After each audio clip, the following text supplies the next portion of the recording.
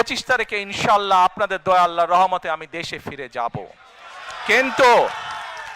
কিন্তু এখানে উপস্থিত, এই ঘরে উপস্থিত প্রত্যেকটি মানুষের কাছে আমার অনুরোধ, দয়া করে কেউ আপনারা এয়ারপোর্টে সেদিন যাবেন না।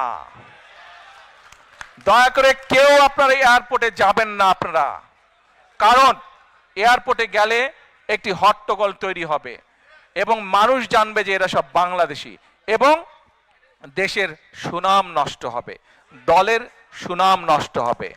যারা এয়ারপোর্টে যাবেন না, যারা সেদিন এয়ারপোর্টে যাবেন না, আমার আজকের এই অনুরোধ যারা রাখবেন, আমি ধরে নিব তারা দল এবং সর্বোপরি দেশের সম্মানের প্রতি মর্যাদা রাখবেন।